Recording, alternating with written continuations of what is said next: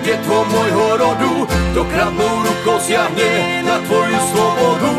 A čo i dušu dáš, tomu i divokom, motýlen volí nebyť, ako byť otrokom. A ty morho, detvo môjho rodu, kto kradnou rukou siahne na tvoju slobodu. A čo i dušu